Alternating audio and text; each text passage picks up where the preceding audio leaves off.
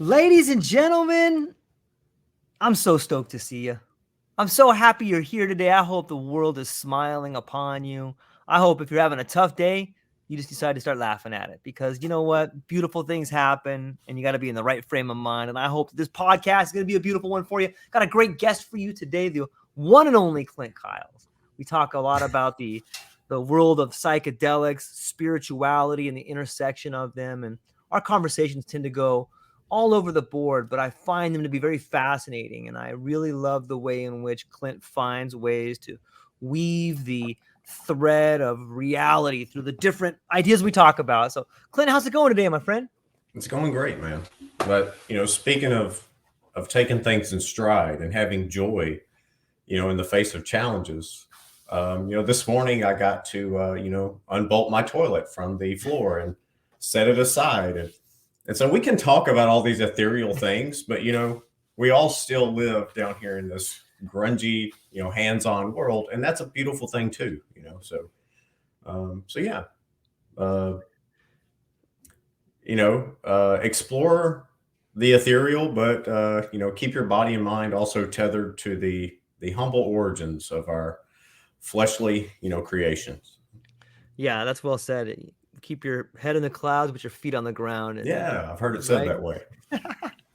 there's always something pulling you back to reality, and it's necessary. It's fun to pontificate and think about the world around us, but the world calls, and there's real responsibilities, and there's taking care of your family, and there's a lot of things happening. So and it's interesting the way we explain things through language and how language has played a part in the way we communicate, the way we see things, the way we model reality. You had an interesting idea about language we were talking about before the show. Maybe you could tell the people about that. Yeah, I had a conversation last night with a friend. So, little recap. So, my another interesting tangent that we can go down later. My priest just started a Wednesday night adult study on the Apocrypha. So we're studying those intertestamental, you know, Jewish and Christian writings that, for whatever reason, didn't get placed in the canon of Scripture. So, but anyway, in the midst of talking about that, afterward, I had a conversation with a local friend, and they brought up the topic of language and how much of a hurdle that still is in our lives, both as individuals. Right now, you and I are conveying thoughts through vibrations that we make with our mouth, and they go into your ear and they vibrate. But somehow, I'm able to give you enough information that you can reconstruct an idea of what I'm explaining in your own mind. And to a large degree, it comes across fairly accurately. So anyone who's familiar with the Bible is probably familiar with the story of the Tower of Babel. So at that point in human history, we're led to understand that everyone spoke a common language. And so people were advancing on a rapid level, almost to the degree to which it seems we are now, having such wide ranging public discourse, across the world through means such as you and I are, using today. So the ability for humans to create amazing, powerful, beautiful, and also very destructive things is empowered by our ability to communicate. And so apparently they were on such a high level of technology and communication that God saw fit that this could go awry. And so he introduced confusion amongst the languages. And so that put a pretty significant halt. I mean, that's almost like turning off the internet today. Right. And if you can't even communicate with your spouse or your next door neighbor, imagine what kind of chaos, confusion, and almost like a total societal reset that produces. It's our understanding that's what those people experienced. And so people began to reassociate, probably in regards to their tribe, their family, their place of origin, so there was some familiarity. And over time, languages were reconstructed and societies were rebuilt. Um, but we still suffer from that curse or intervention, if you will. So it's my understanding, to a large degree, the lack of empathy and the inability to communicate with other nations. So take in the United States, for example, where you and I live, it appears that we have tensions right now with places like Russia and places like China. How much of that is largely due to our inability to communicate, our inability to understand humor, nuance, um, subtleties in speech that you and I have no problem understanding because we come from a common heritage, culture, and language. So we're still kind of living under that intervention to some degree. And this may lead into something else you and I want to discuss, like how AI and technology are drawing us closer together and giving us, equipping us with the ability to make positive or negative change very rapidly. So when you can communicate ideas over space and time instantly, that can be used for great good and it can be used for great ill. And so I don't know. I'll just stop right there. We can flesh that out more because at some point I would like to introduce the topic that not only is language a barrier to our communication, but at some point in the future, might language even be a hindrance to communication? Mm. If that makes any sense. Yeah, let's figure that out. I would like to address a little bit in the beginning. I think the story, the lessons that I have taken away from the Tower of Babel is fascinating as well. It's what a great way to divide the world by stopping them from communicating. The same way we do in prisons when we put people in cells, we don't allow them to talk to each other. If we really want to punish somebody, we put them in isolation. It's not uncommon to read stories of olden times when they would cut the tongues out of liars or thieves so they couldn't speak to themselves. And there's anybody who's read about strategy in prison understands the prisoner's dilemma, where if you and I go to prison or we get accused of a crime, if the cops come to you and play good cop bad cop, oh, George, Clint ratted on you, but if you tell him right now, then you go free and he goes to jail, or vice versa to you. The only way out of that particular dilemma is for us both just to not say anything. So this idea of speech, this idea of communicating, I think is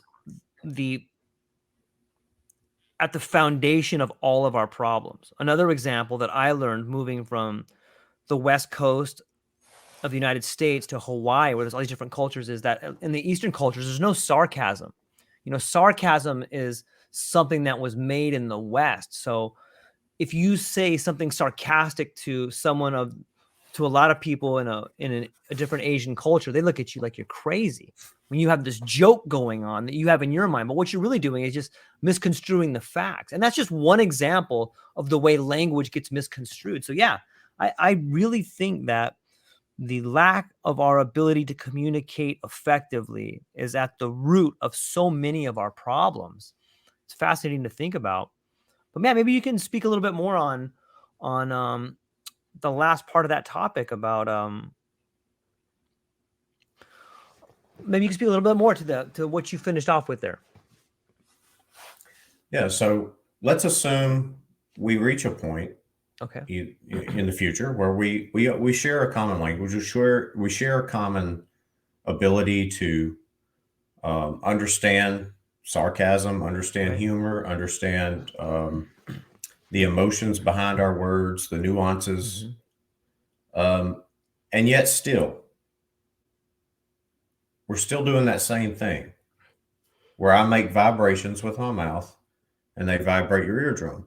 Mm-hmm. Um, then at that point, language itself is an impediment to me conveying the pure potency of the idea to you. Mhm. What if, I mean, we all recognize, I think we do, I think even science confirms this, and even if it doesn't, we've all felt it in our own living experience. Mhm. We've all experienced to some small degree um, telepathy or knowing when someone is staring at you behind your Right. back, Right. or the fact that your dog knows you're on your way home, whether, Yes, regardless it of what time feels of day it is, right. the dog, for whatever reason, for 5 minutes before you arrive, your partner notices the dog goes and sits by the front door, and Right. waits on you. They know you're coming. So, um, and quick side note: anyone who's investigated the work of Rupert Sheldrake, Dr. Rupert Sheldrake, he has he's written on that extensively, done a lot of studies on it. So it's I'm not saying we fully understand it, but the phenomenon exists and can be observed in real time. Okay, so So I'm sorry. Go ahead. go ahead if you have a question. But where I was going with that was, I think, where you wanted me to go, and I got sidetracked. No, it's perfect. This is perfect. At some point, maybe or maybe not, wouldn't it be, at least for the purposes of communication, wouldn't it be awesome if we could communicate ideas without the blunt tool of language? Okay, how about the evolution of language? Like we are evolving right now. And as you're talking about this, I want to try to, I'm just spitballing here, but it seems to me that the same, okay, let me try to gather my thoughts. Let's think about the way in which we learn language in the Western tradition, the alphabet. The the very building block of the alphabet is a letter. A letter is part of a word. A word is part of a sentence. A sentence is part of a paragraph. A paragraph is part of a story. A story is part of a book. A book is part of something larger. So this is one linear way we're beginning to speak. What if, as a humankind, we're just learning about language? This is one modality. Speech is one modality. Now let's look at what's happening with images right now in AI. If I want to create an image, I can go in and find templates in Adobe Premiere or pick your Canva, whatever you're looking at. Now you can go and find templates. Okay. A template is sort of like a letter. I can stream together these templates and put them together in a sentence. If I string together 5 different templates, now I'm telling a story through imagery.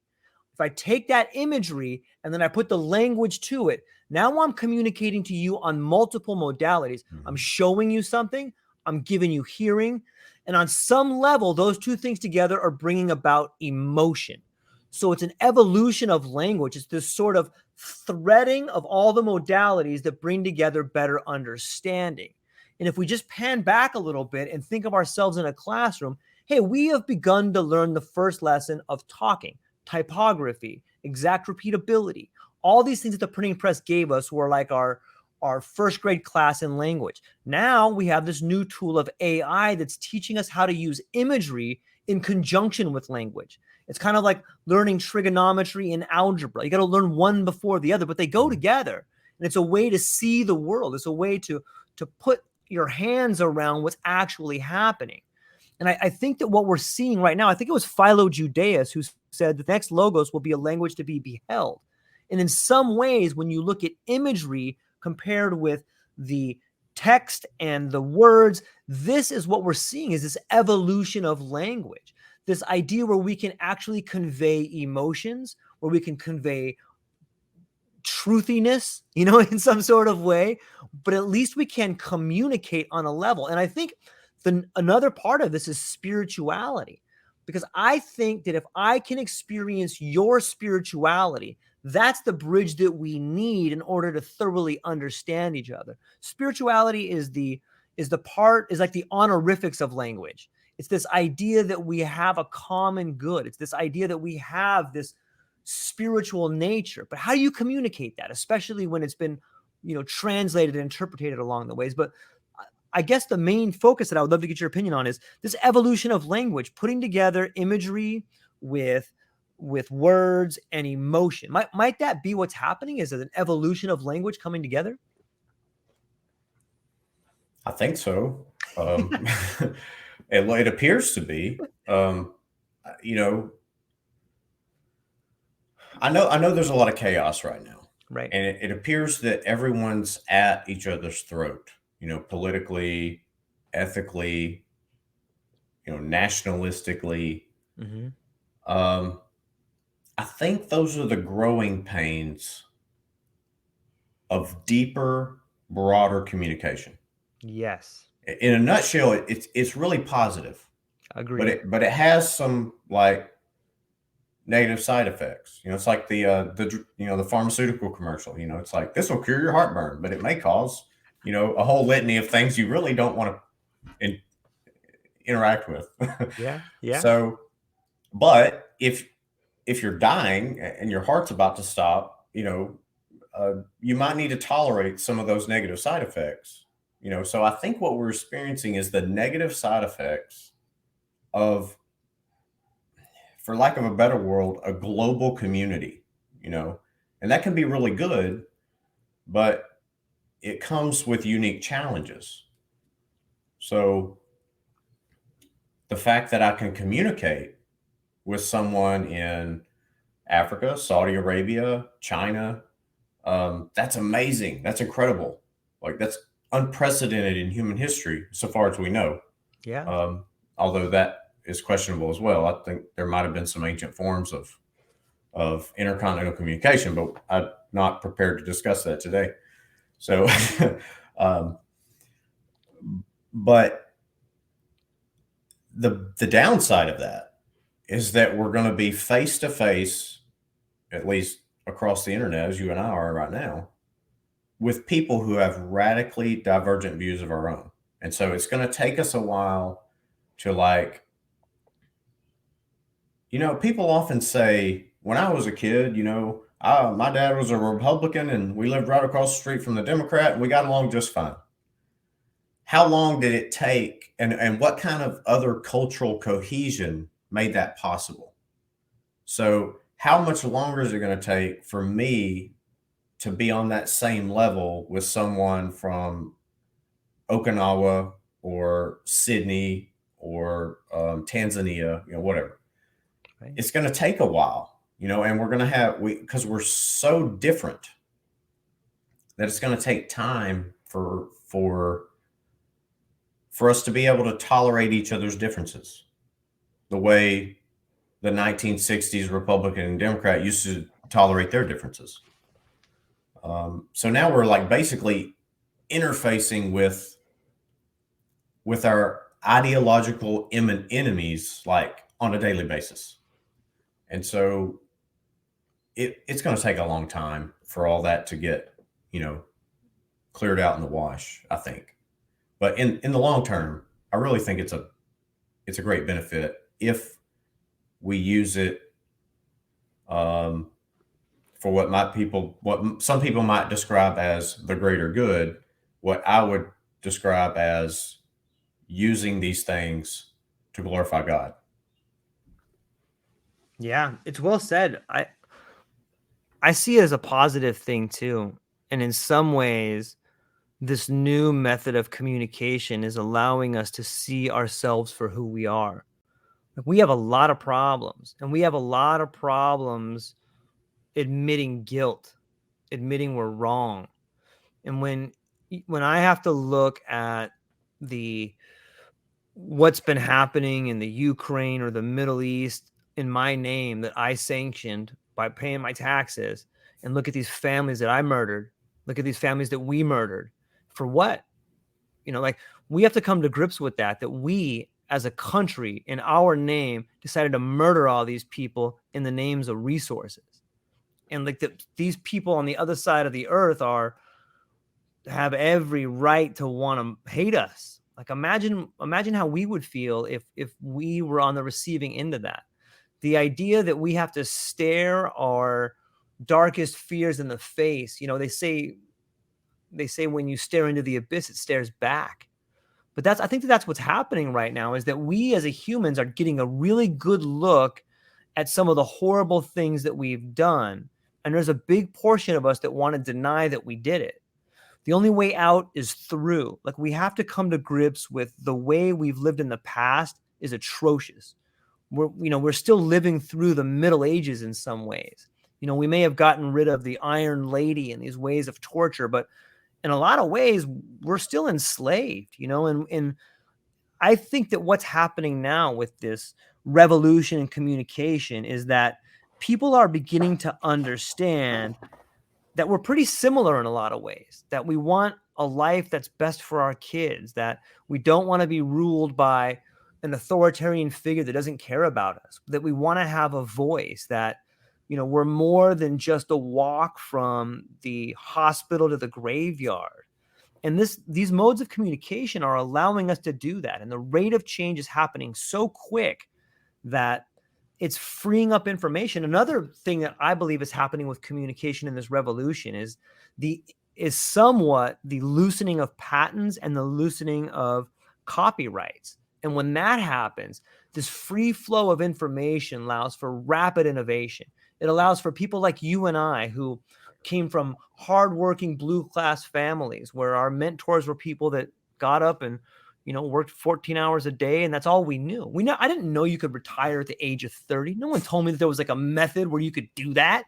But now, perhaps there's a young version of you or me in a third world country listening to this podcast. It's like, what? You can retire at 30? And then they begin exploring that. But when we loosen the reins, when we allow the gatekeepers to be pushed aside, and we allow for the free flowing of information. And that's what the promise of the internet does. And that's what good communication does. And in some ways, bringing it back, that's what the Tower of Babel tried to stop people from doing, is let's cut these people. Let's not let them talk. It's too much coming together. So yeah, I think that what we're seeing with communication, while very painful for a lot of people, very painful to look at ourselves and admit our flaws, what we're seeing is a rapid increase in self-awareness, a rapid increase in self-responsibility, and hopefully a rapid increase in self-love. And that's what communication is going to do for us if we stay on this path and we're able to find a way through. I want to pivot to this idea of, a lot of people are afraid of AI, but let me ask you this. Can technology help bridge the gap in understanding and tolerance among different religious and spiritual beliefs in facilitating cross-cultural dialogues and experiences? What do you think? I think it absolutely can, if we use it properly. Okay. If we don't use it as a baseball bat Right. to further entrench ourselves and then beat up on others. I don't know. This is easy for me to say, because I've never been one to want to impose my faith, my politics, my agenda on other people. Um, I believe in the carrot versus the stick philosophy. If if I'm living out my ideals and they prove to be worthy of of of application, then others will model that should they so desire to. So I think this is where a lot of the angst, frustration, fear, bitterness, all that comes from, is being constantly exposed to people who disagree with you. And so if we can learn to not take that personal, and we can learn to um, meet people where they are, regardless of our differences, discuss those things. And I know that's challenging, because some of us have such different ethical, moral, spiritual paradigms that it really is hard. It's easy to say and it's hard to do. Um, I think then we can apply this technology in ways that benefit humanity to a degree that we've heretofore not even imagined. And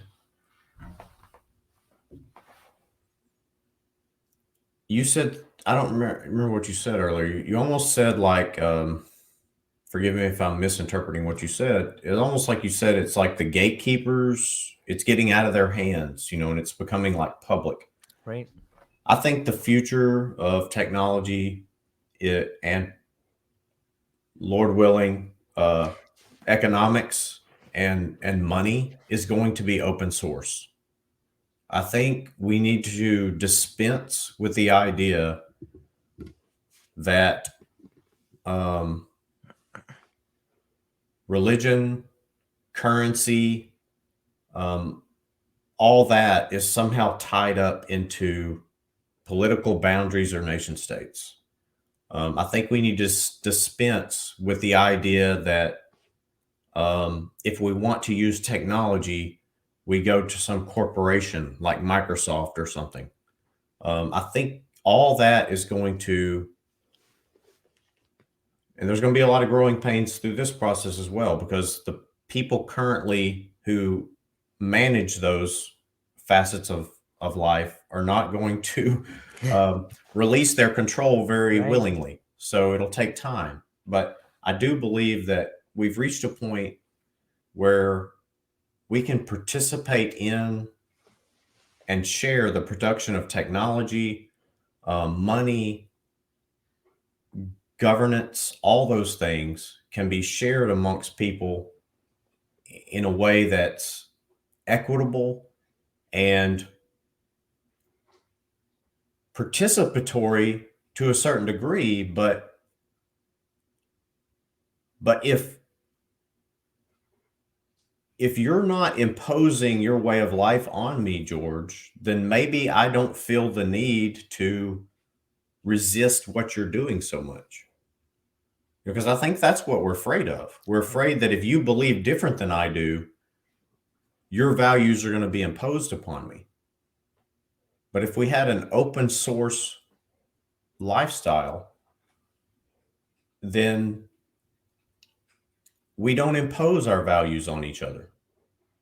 And eventually, those things that provide the highest value to humans, physically, spiritually, economically, whatever, those things will rise to the top.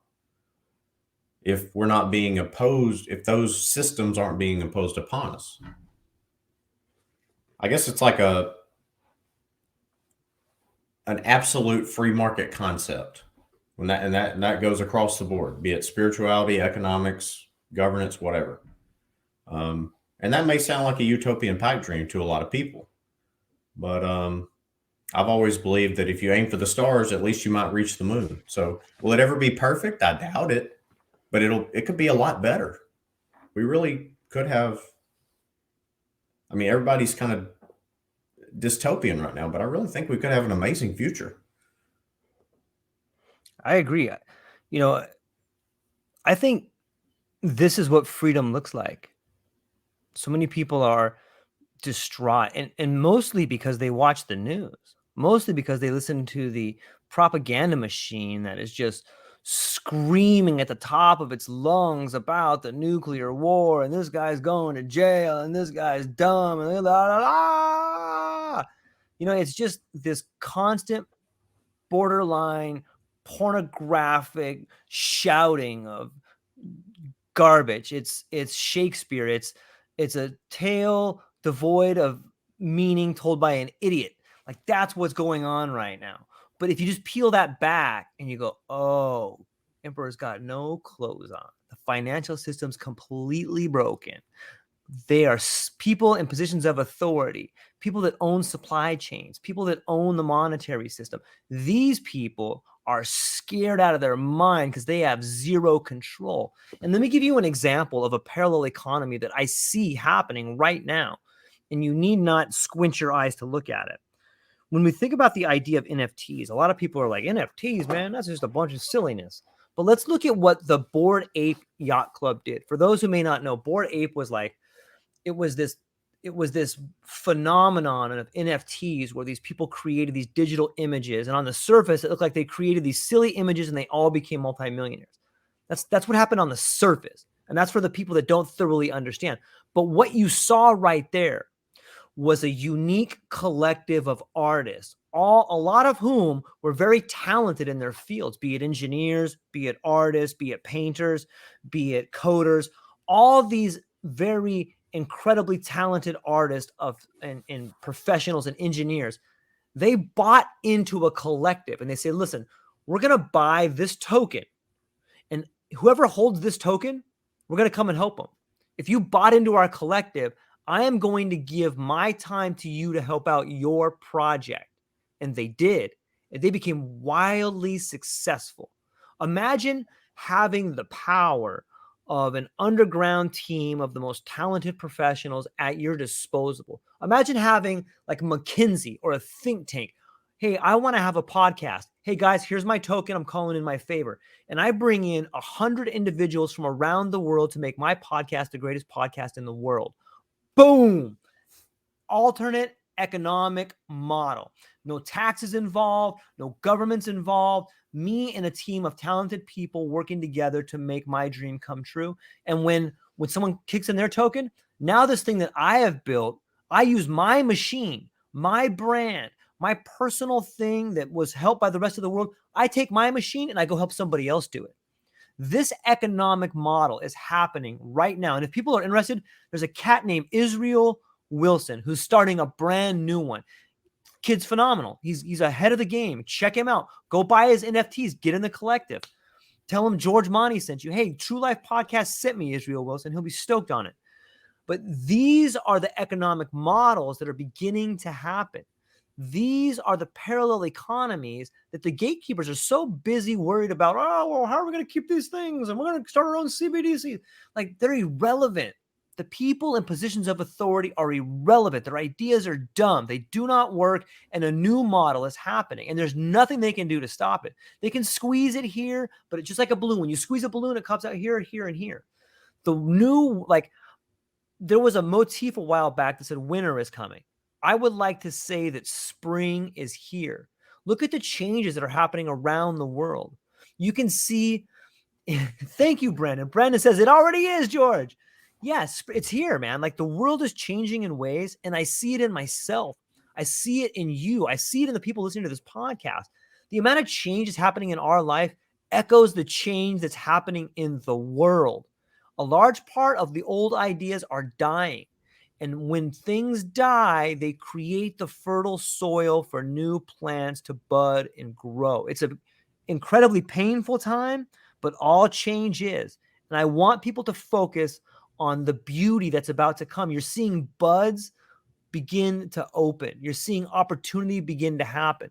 And for those people that have the courage to walk away from their 9-to-5 right now, there's never been a better opportunity right now to get in the ground floor of this new emerging world that's happening, this creator economy, the podcasting, e-webinar, starting your own business, becoming your own brand. This is the future. Start something now in the creator economy, and I promise you, in a year, 2 years, 5 years from now, you will be better off than you've ever dreamed of. Well, I don't know. It's kind of a shot out the back door, but what do you think? I think you're absolutely right, brother. Real quick, Of course, man. The NFTs. Yeah. You know, when I saw that whole, I didn't participate in the like buying and selling of images and all that stuff. Right. But I recognized the potency of the technology. And so when all that was really hot and people were talking about it, and people were, in my experience, were mostly dismissive of it. Right. And I just noticed a comment there. Let me quickly tell everyone, I do not have the comments on. So if you want to say something to me, run it through George, because I'm way too ADD. If those comments were streaming over there, there's no way I could keep up with our conversation. So if anyone wants to comment, send it through George. I'm not looking at the comments. So just throw that in there. Back to the NFTs. when all that was going on, I didn't I didn't care about buying photos of aliens for 1,000,000 Bitcoin or whatever. I didn't care. Right. That was not important to me. Here is how I was trying to explain that phenomenon to people who didn't get it. And maybe I get this a little wrong, but I think the gist of it will make sense to people. So there are people who have lived we're comfortable in the modern Western world where we recognize, like, if I buy a house, like, that is recorded, like, through my bank at the local Right. county office. Like, everyone knows I own this house. It is not in dispute. Like, George cannot show up and say, "Hey, dude, get out of my house." And I'm like, "No, this is mine." He's like, George is like, "No, I got more money than you, so you got to leave." Yep. That happens in the third world all the time. So Bob may, in the third world, in the jungle somewhere, in the Congo or whatever, he may live on a plot of land that was handed down to him for 27 generations. And him and his family have grown bananas or beans or whatever. If at some point a logging company makes an agreement with a local politician, Bob gets his ass kicked out of his land and it gets burned and scraped, and they plant palm trees or something on it. He has no means of assessing his value and his ownership of that property. However, with crypto technology, he can create a token or a blockchain entry on a network that records in perpetuity the boundaries of his property. And so, with something as simple as a cell phone and crypto technology, he's been able to bypass like 500 years of, local county record keeping and go straight to an irrefutable, permanent blockchain record of his ownership of his personal property. That provides a level of security to him that he's never had, but that we all take for granted. And so that's the power of something like an NFT, because this guy can create an NFT that proves the ownership of his property. And so that creates wealth for him, because now he's got something tangible that he can record, something he can pass down to his posterity that they can always own. And it's only through this technology that he's able to construct something like that, because his culture is not sophisticated enough as of yet to have that kind of record keeping and such that we all take for granted. So to me, that's where liberty, stability, all that comes from things like this. And unfortunately for me, I feel like I'm speaking into a void on these issues, because most of the people I know and interact with are like, modern Christian people who are, whatever. They're like, "I don't care about NFTs." Like, of course you don't. You make $150,000 a year and you live, in a nice house. Like, it doesn't matter to you. You don't care. But to like 3/4 of the rest of the world, this is like electricity coming to them. This is like lifeblood. And we're just ignoring it. But it's gonna transform the whole third world. I don't know. To me, that is magnificent. And people are just like, I don't need to buy a picture of a monkey or an alien or Scooby Doo or whatever. Like, it's not that. That's just one that's like one little manifestation of it. There's an interesting pattern, when you can see this when you go through the United States. You go through some districts or states or counties, and there's these power lines, right? That, like, you telephone poles with power lines. But then you go through a new section of town and everything's underground. You don't see those power lines. So a lot of the times what happens when technology gets transferred to the third world, they skip a generation. Like, some people don't will never have landlines. They just went straight to cell phones. Mhm. You know, and in some ways, as we're transferring technology to the third world, we're transferring innovation to the third world.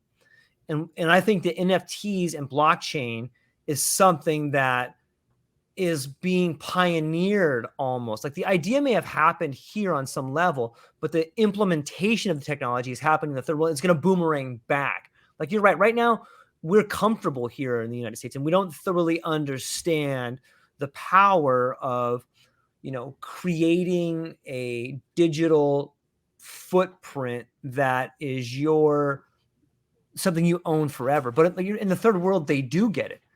Here's a way that I think people in the Christian community or people that don't thoroughly understand NFTs or blockchain can. Like here's something that how could blockchain technology be used to ensure the authenticity and integrity of spiritual teachings and practices in a digital age? Imagine that. You know, that's something like, hey, here's on the blockchain, it can never be changed. This is what Jesus said. Boom, there it is. You know, like you can't, there's no interpretation. There it is. That's it. That's what it says right there. You know, you could still maybe interpret it a little bit, but you would have the exact words for everyone to see. So that's a one way to get people to change it. Like it's kind of interesting, right? Yeah, I never thought of that. That's a great. If we only had blockchain in the first century, man, so much of our lives now. But what if we start right now having it? Yeah. Like 1,000 years from now, people are going to be wondering what you and I thought, and they're not going to have to rely on some guy interpreting what you and I said in this conversation. Like, I have no doubt this will somehow make it onto the blockchain in some way, and it Sure. will be there permanently, so long as we have electricity, like which no one wants to get rid of. I don't care, you know, how diabolical you are. We all want electricity. Um, but so, yeah, like what if we could watch a YouTube video of Jesus's teaching that was uncorrupted by scribes or people in the 10th century, you know, trying to, you know, tweak things or whatever. Um, Now, as a person of faith, I believe that maybe every word of scripture was not perfectly and inerrantly transferred, but I think God wants us to have the tools to live a healthy, peaceful life, and I think in by some mechanism He's transferred that information to us in a way that we can intuit and make sense of and apply in our lives. So, um, do I believe that every word of Jesus was perfectly documented and I can read it now in English? Maybe not, but I think the gist of it is there, you Right. know. And but what if we didn't have to rely on the gist of it? What if we actually had almost like patented, unalterable, permanent information that someone could go back and access? How much does that reduce lies, propaganda, manipulation? You know, so oftentimes in history, both in political and religious history, people didn't want to provide access to the totality of Right. information for fear that people might learn the truth and exercise their freedom or diverge from the current power paradigm or whatever. You know, um, we no longer need to rely on those gatekeepers. You know, I think humans either are smart and responsible enough to handle the whole truth and live by it, or we will be once we're given the opportunity to exercise such responsibility. You know, um, we magically assume that a person at 15 is not capable of driving an automobile, but somehow at 16 they magically are. No, we just at that point we decided, okay, it's time to teach them and invest the time, money, resources into preparing that person for that level of responsibility. So I believe humanity is ready for a more, um, for lack of a better word, evolved, more present, more responsible form of self and societal governance. And we no longer need a few empowered individuals who tell us all what to do. I think we'll solve that when we dissolve the barriers to communication and the sharing and buying and selling of resources. Right. And we don't have these highly paid gatekeepers who really do nothing more than treat us like serfs.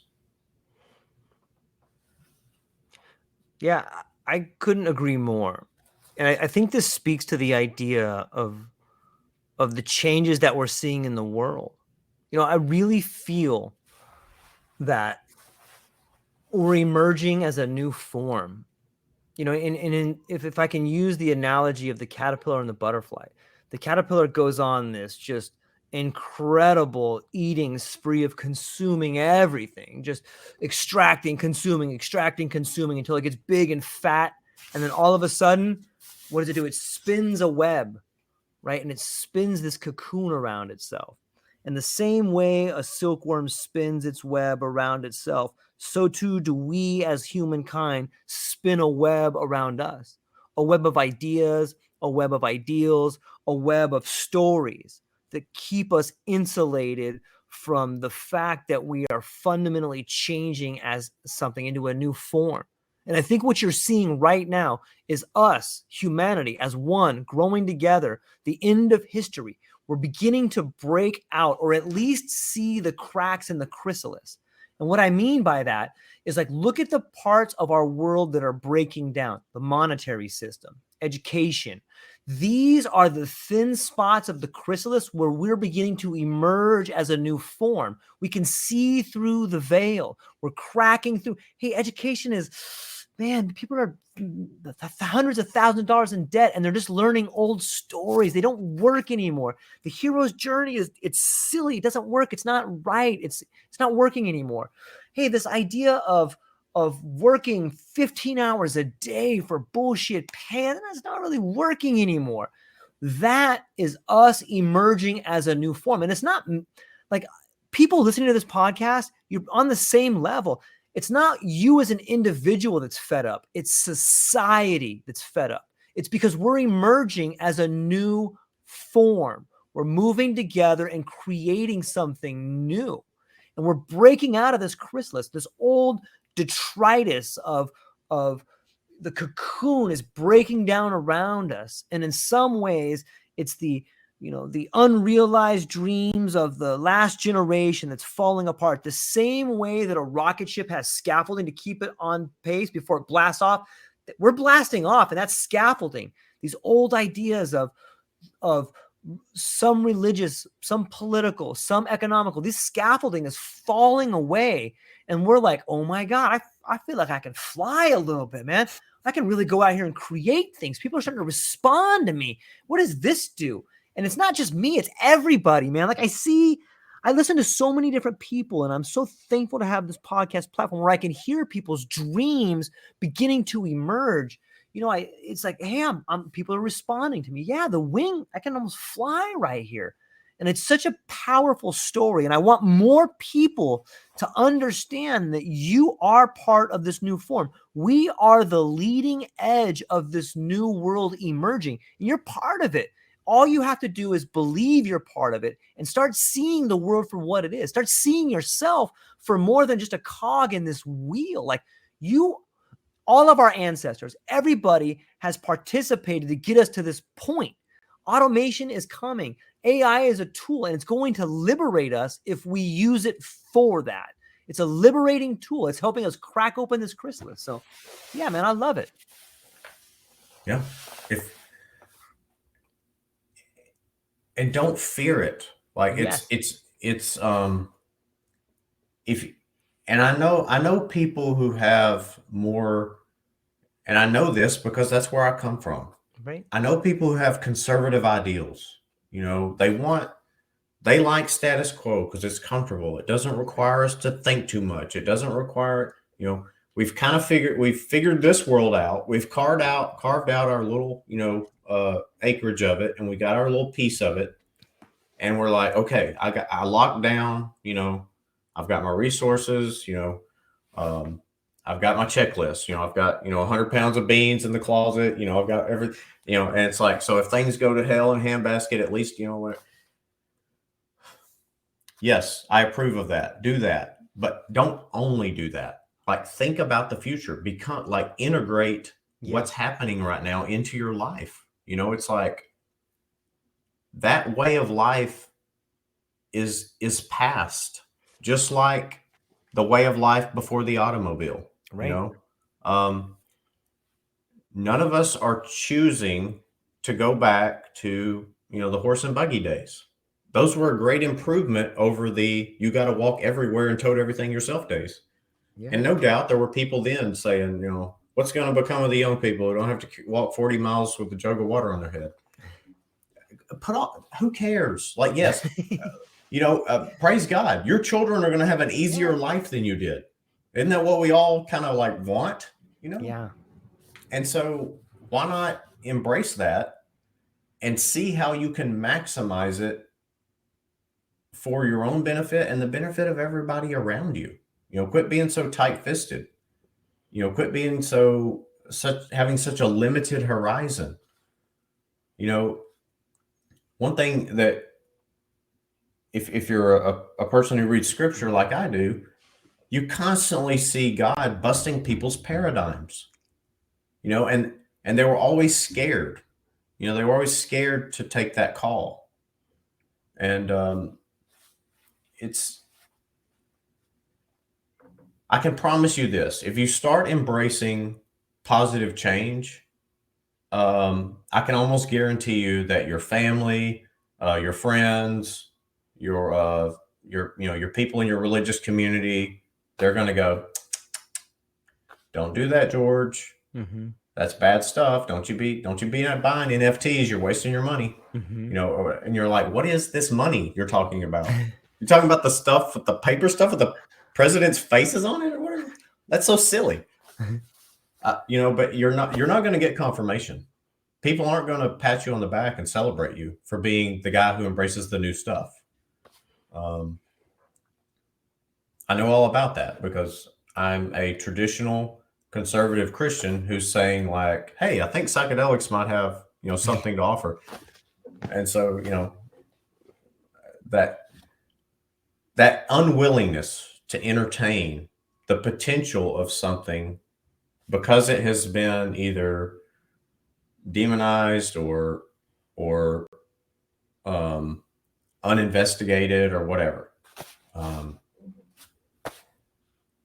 You just have to be willing to participate in the change of technology and exercise it in ways that can benefit you, your family, and your community. And if we do that, how is that going to destroy us, or how is that going to offend God? If we're actually acting as his hands and feet in the world, doing the things that we were put here to do, I believe. I believe that if I can make positive impact in my family, my community, my neighborhood, that radiates blessing and it's infectious. And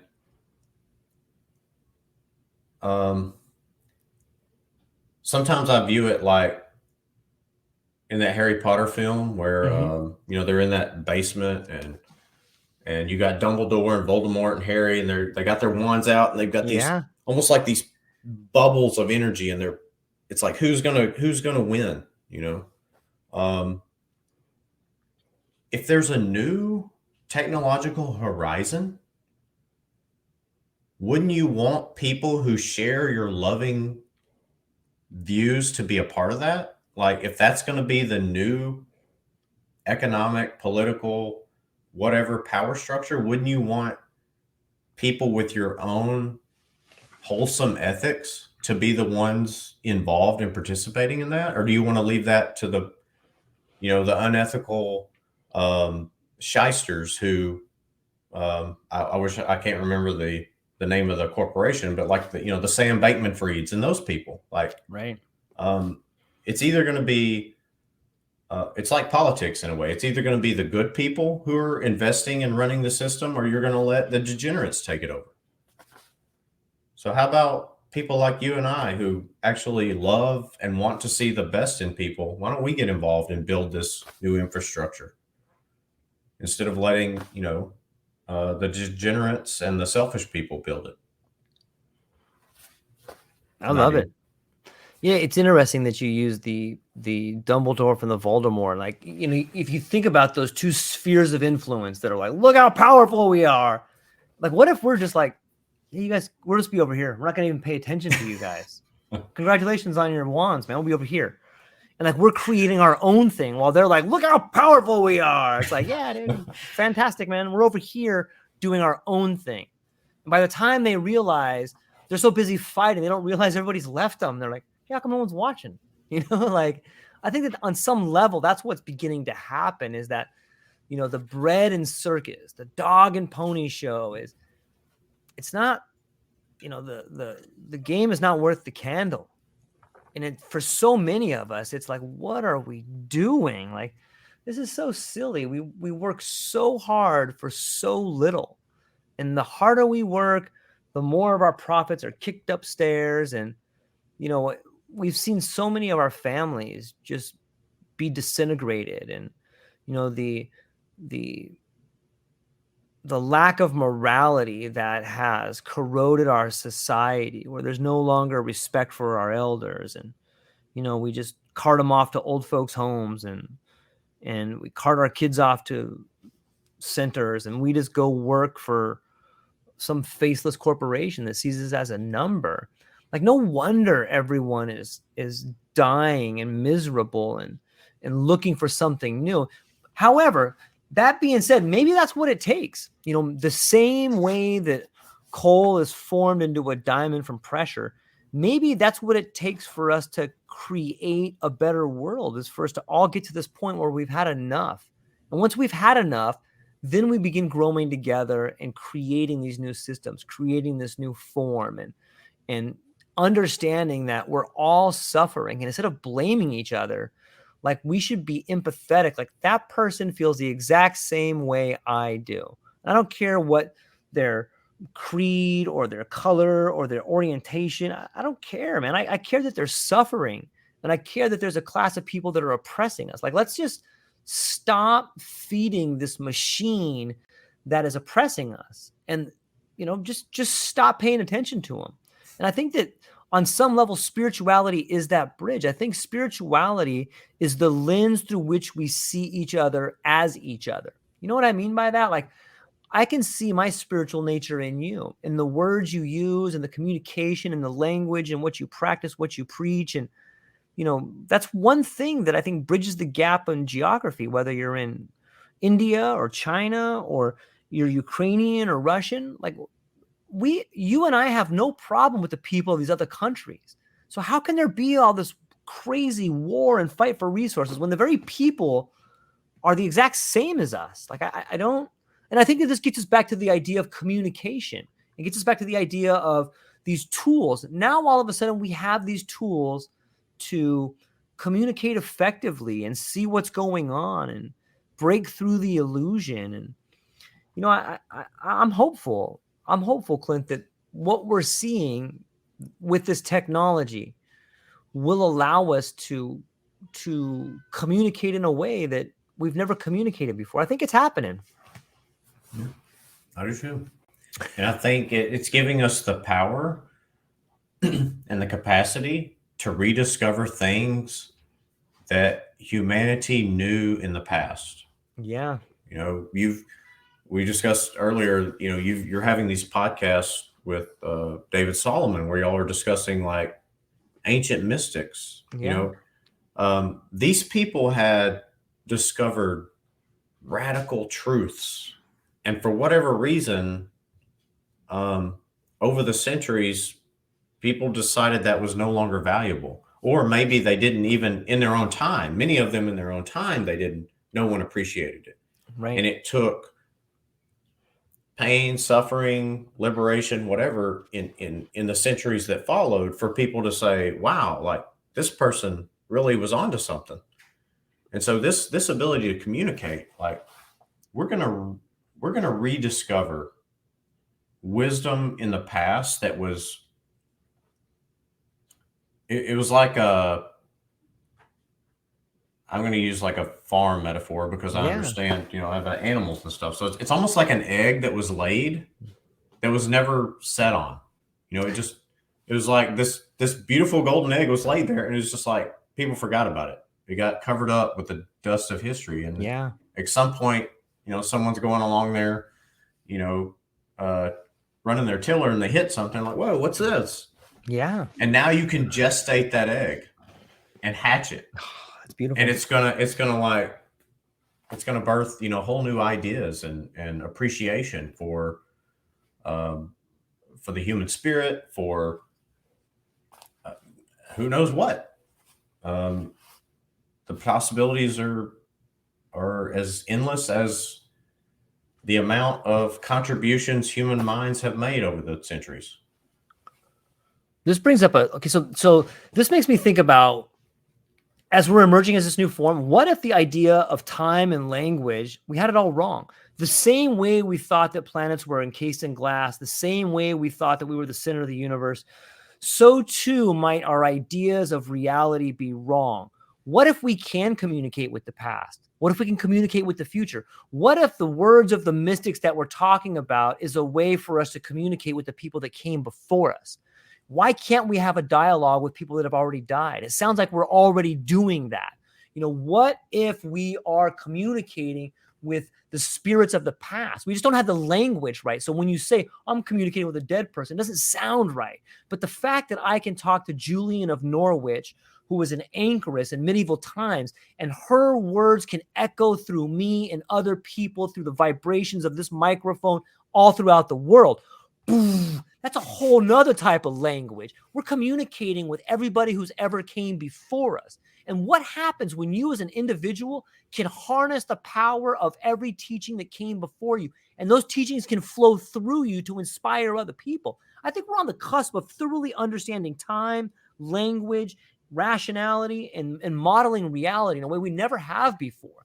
And it can happen so fast. Like just in my life alone, things have been happening in the last 6 months. I think it's happening for everybody, but it's a matter of wrapping your mind around modeling reality in a new way. What do you think? Yeah, that it's almost like the faster this goes, the more rapidly change happens. Yes. And I don't. It's too much for me to even take in. You know, when when I started my podcast, which is like 2 or 3 years ago, I was I was so afraid to launch it because I was like, man, I'm going to be, um, put in a box of crazy, druggy, whatever. Yeah. Um, Now it's like you turn on the television and like a police commissioner in some conservative city is talking about, decriminalizing drugs, and you're like, whoa, like what happened in 2 years Yeah. where um like such a radical shift in the way we view something. Um, Now, people are on both sides of that. Some people view that as very negative. I tend to view it with what I call cautious optimism. Yeah. Um, I, there's no limit if we're responsible and we're acting ethically and with love for our fellow man, that this can't be a real positive impact on the world. Our ability to share information, our ability to um, get rid of paradigms that aren't serving us anymore. Right. Um, it makes me really positive about where things could go. And I'm constantly reminding my fellow Christians, don't be so pessimistic, man. Just quit watching that news. That is just propaganda. It's meant to keep you engaged, so you'll keep feeding that algorithm of how many viewers they have. it's not real. It's just they take little portions of reality and they craft it in a way to manage your behavior. Yeah. Like, don't buy into that.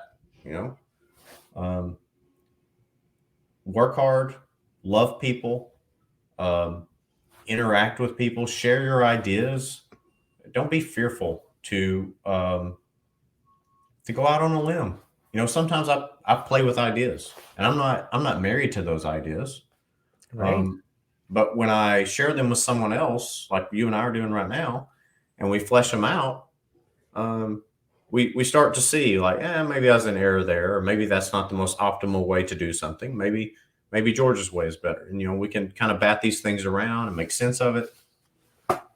It's just it it leads to better understanding of your fellow human being, and if we can do that without malice and and envy and grift, like once we, and to some degree, I'm realistic. I think a lot of those negative emotions are just part and parcel of the human experience. And I Yeah. think if we channel those things in healthy ways, sometimes they're not so bad. Um, a teeny, I'm hesitant to say this because it's all about framing. I started to Right. say, and I don't know if this is me going on a limb and throwing an idea out there. I started to say that a tiny bit of envy might get you out of bed in the morning, and then you might say, man, my neighbor has a Lamborghini. I'd love to have one of those, and you go out there and you create an awesome podcast that changes people's lives. And in turn, you get that money that allows you to buy the Lamborghini, whatever. I don't know. I'm just throwing that out there. So, Yeah. like, if we can take the things that we consider as negative or sinful influences in our life and steer those in a healthy, loving direction, like we can even use the negative impulses, if we understand them properly, and channel them in a different direction, one that doesn't lead us to hate our neighbor, but one that leads us to love and respect our neighbor. Right.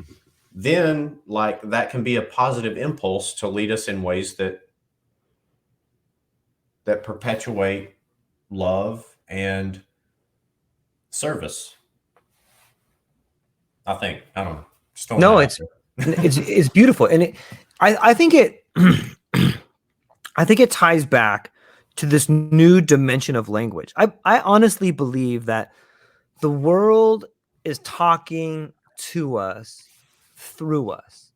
And what I mean by that is that, like, let's say you go out and you see your neighbor's Lamborghini. Might that be the world telling you, like, hey, you can have this if you're willing to work hard? Hey, I'm trying to inspire you in my own language.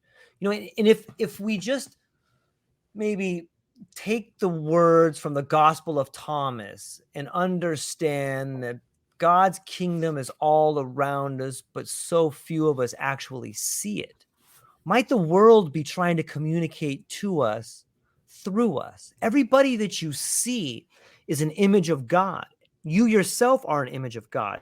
So when you see somebody out there that is doing something that arises emotion in you, ask, what is this emotion telling me? What lesson am I supposed to learn? And you could say, God, what lesson am I supposed to learn?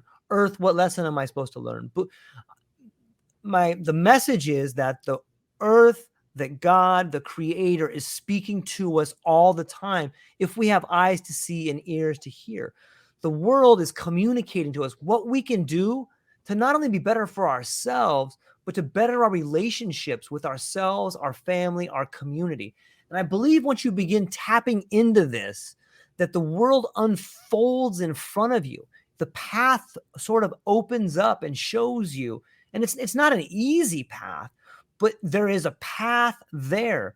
When we see this in scriptures, in sacred texts, in visions, in dreams, this idea that the world is communicating to us through us. If people can just remember that for a moment, just meditate on that, or take some time in quiet contemplation to think about it, and you'll begin to see the signs of God all around you talking to you. And when you begin listening to that and seeing that, you begin embodying that, and the changes in your life begin happening. I honestly believe that the world is communicating to us. It's constantly challenging us, and it's wanting us to be better, and it's giving us the answers in the form of a budding flower. Nature reveals truth. Nature is the kingdom of God all around us. And if you turn on the TV, think again of doubting Thomas. Like, why would you listen to this voice of insincerity when you have the world of nature? Look outside your window and then look at the TV. Which window do you want to look through? You know what I mean? But I really want to push that issue. I want to say it one more time, that the world is speaking to us through us. I think it's a beautiful way to look at it. And I think it harkens back to this idea of language we were talking about. We're beginning to understand a new dimension of language, a dimension that transcends time, a dimension that transcends things the end of history in a sort of way. But this new dimension of language is here for people to understand if you pay attention. Yeah. And it kind of reminds me of something you discussed, I guess it was yesterday, Yeah. with Mr. Solomon, like Julian of Norwich, saying all manner of things shall be well. Yeah. You know, that, like, when you look at the news and you see the chaos and you see the political and religious violence in the world, like, it's hard to reconcile that. You're like, are you sure all manner of things will be well? You know, but that kind of reminds me of like Romans chapter 8. You know, like Paul says that and a lot of people disagree on this passage, like what it means and stuff, but all things work to the good of those, you know, to the glory of God. And it's like, when you stop interpreting everything that happens in the world as like personally according to you, like, you can begin to see like a cosmic view of it all and be like, in time and in the Logos, all these things that we view as positive, negative, are in some way reconciled to truth. You know, somehow, ultimately, and I think most of us recognize this, at least in a kind of a remote, distant way. It seems like the balance never gets too out of whack. You know, it's like it's the old pendulum swing, right? You know, thing. We use that kind of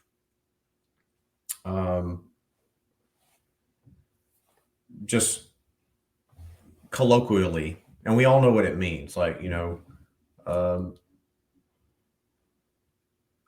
I don't want to get political, but I heard, you know, we all know who Bill Maher is. He's a comedian. He's a smart, you know, celebrity type guy, but he's of a certain political caste, you know, that he would even refer to himself as a liberal. Sure.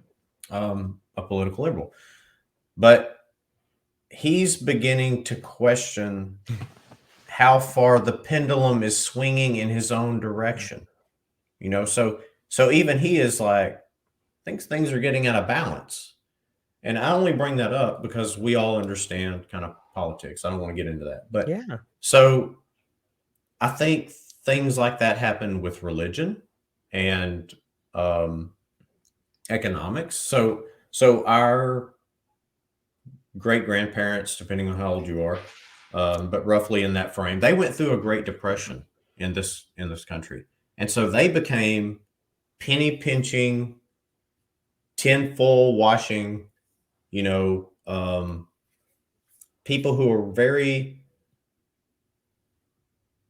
materialistic in a survival way, right? You know, and then because of that reaction, it forged a certain frugality in society, and that frugality led to abundant wealth and prosperity. And that abundant wealth and prosperity created a generation of people who were entitled and lazy. And so then the cycle starts over again. It's Yeah. like the pendulum. So sometimes when I recognize what we may be experiencing temporally right now, I can lament that and I can be like, man, like we're in a real estate bubble, commercial real estate's crashing. Everybody is hiring, but nobody's willing to pay what people are worth. It's like there's all this kind of like chaos right now, but it won't go too far. It will, like, all manner of things will be well. Things will course correct, but we don't course correct as societies the way we do when we're driving down the highway. When we're driving Right. down the highway and you start to get over on that white line, man, you course correct quickly. Right. But as societies, we don't do that. We tend to get almost off into the void before we course correct. And so to me, all manner of things shall be well, and all things work to the good of those who love God. Those two things mean that doesn't mean in our individual temporal lifespans, we will experience personal security, wealth, comfort, so on and so forth. But from a cosmic level, society will course correct over time and will seek that golden mean, if that makes any sense. Yeah, 100%.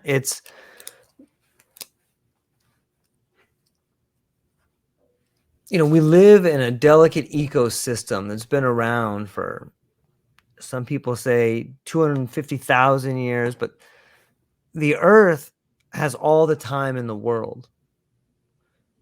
Humankind may be a footnote on that which graces the planet Earth. So many species go extinct, and the time we have here as an individual human being is but a thought in the mind of God, just boom, like that. So it's very difficult, and it makes a lot of sense that we would be like, oh no, the world is ending. Like, for us, it is ending. Each one of us is going to get a front row seat of our own death. But the idea that we would be here for the death of the world is kind of silly. You know what I mean? And so it makes sense to see how neurotic we are, because we have this small timeline when we look at our lives, and we have echoes. We can see our parents' life. Some of us can see our grandparents' life, or we can learn stories about our great-grandparents' life. But we're only here for a short time, and so everything is a crisis. Think about all the stories that you have heard in your life. Like, this is a once-in-a-lifetime event. Like, that's a lot of once-in-a-lifetime events that have happened lately, whether it's the Maui fires or the hurricane, Katrina, the Twin Towers. There's a lot of once-in-a-lifetime events that are happening. And started thinking about that. Like, the world's moving pretty fast. And so I'm just echoing what you say in that, there is a balance. And I think that whether it's Julian of Norwich or Rich Roll or the mystic tradition in general, it's a way of calling to us from the past the words that all will be well.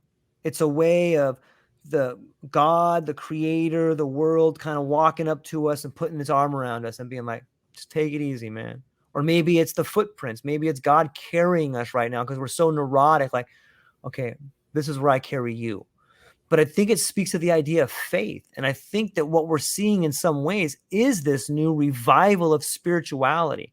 And I'm hopeful that this new level of spirituality via communication is a world spirituality, sort of a return to the ideas of shared faith that weaves in between all religions. You often hear about the finger pointing to the moon, but so many people get caught up in the finger instead of staring at the moon. And I see it echoing back to us. And so much of what's happening in this world, it can be frightening, it can be scary, especially if we listen to the news and we look at our own timeline. It's very frightening.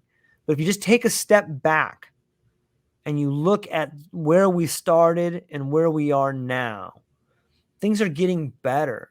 The world is finally starting to get to a place where we're admitting we're wrong. And I think that's a huge aspect. Like, that's the point where you can really begin to make change in your own life. And if we as a world can admit we were wrong in a lot of ways, that means a lot of positive change for the planet. Like, hey, we really messed up here and we're acknowledging it. And for anybody who's gone through a 12-step program, or anybody who knows somebody with addiction, or anybody who's had problems in their life, be it a marriage, be it abuse, acknowledgement and awareness is a giant step in getting past the problem. And I think that that's where we are as a world right now, is acknowledging, hey, we got a big problem. And this is the first time the world's kind of coming together and being like, yeah, we got to do something. And we may not understand, we haven't decided what it is, but people are coming together, and not just the world leaders, not just the economic forum, but people like you and me, people that are listening in Spain, and Bob and Brandon and Adam that are listening to the show right now. We're all coming together and we're part of the solution. We're putting forth our answers. And like you said, this could be out on the blockchain for 100 years now, and people could be listening to this and be like, hey, this was the roots of change that began to happen. These were the seeds that were planted. So everybody listening, understand that your voice, your actions matter. And if you want to create real change in the world, just start creating it in yourself. And I think you'll begin manifesting that change in the world, I think. And it's a beautiful time, Clint, and I'm really excited about it. And, it's an amazing time to be alive. And I hope people tend to see it that way and shy away from the fear and embrace the change. Yeah. And for the first time in known human history, you and me and everyone listening to this and watching this have the opportunity to participate in a way where their voice is actually heard. Like in the past, that wouldn't have been the case. You would have, you could have prayed about it. You could have talked to your spouse or your local community about it, but never could you have been witness to and participate in a global in time presentation of ideas. It's magic, man. It's beautiful. It's glorious. And I'm so glad to be where we are right now. It's such a gift. It's such a blessing. And I'm just going to keep doing it. I don't know what we're doing here, George, but whatever it is, I think it's powerful. And I think people are learning and they're sharing, and we just haven't seen the fruit of it yet. It's like planting a garden. So you get out there in March and I don't know about you can probably grow a garden 24/7 in Hawaii. But the rest of us have these things called seasons, Right. And you get out there in March and you till up that soil, you plant those seeds, and you just don't see anything. And then when you finally do, it's so small. And it's like, man, is that really ever going anywhere? Mm-hmm. But if you start to look at the world and the things that you plant, the ideas that you put out there, the investments you make with your love and your finances and your contribution to your local community, it may be just a little seed, but it's like if you water that thing and you give it the nutrients it needs. So it does take a little bit of priming the pump. You got to invest in the world. You got to, like you said, you got to get out there and do something creative. It really is creative, because you are an image bearer of the Creator. We are creators because we were created by a creator in the image of a creator. So when you exercise your creativity, you're doing God stuff. You are exercising oneness with God when you create. And if you do that with love for your fellow man, I know that sounds like a trope, but it produces beautiful fruit. And you can't stop it. It's like that balloon you were talking about. Yeah. They can try to snuff it out, and they may make some limited progress, but I think if you have pure intentions of love and service and you plant those seeds, I can't promise you will ever see the fruit of it, but I can promise you that that fruit will come in due time when it's needed.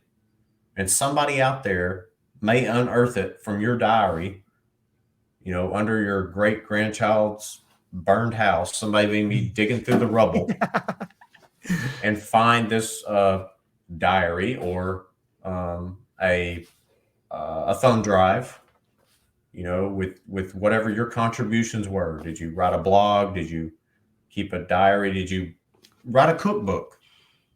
I mean, don't get me started on food, man. I could go all day.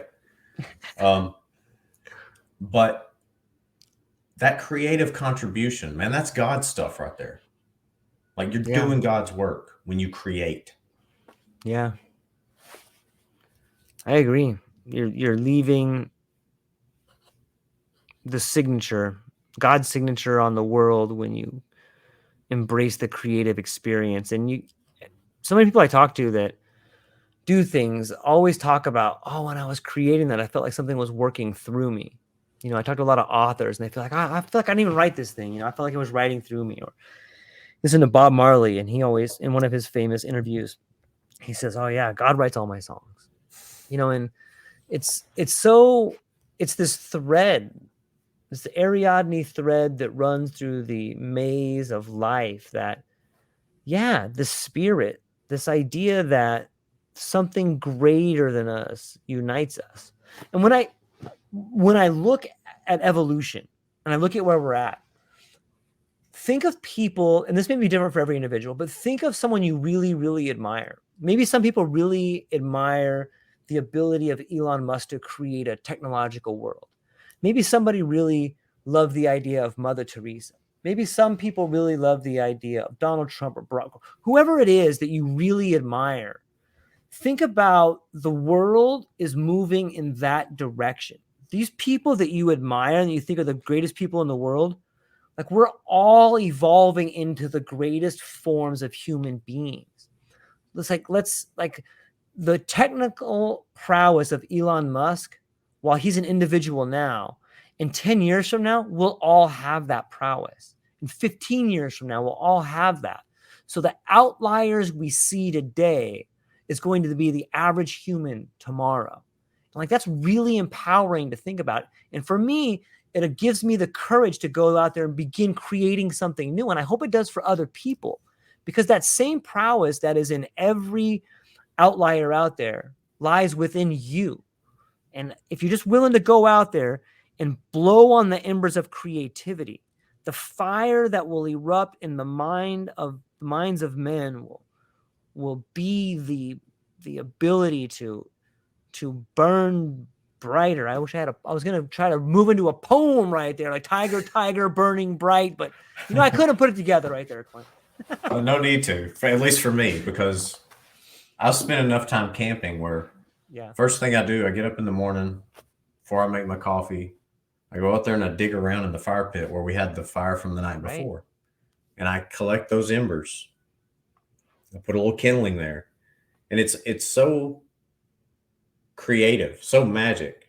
All you have to do is apply your breath, like this, like spirit. You're like speaking into the embers.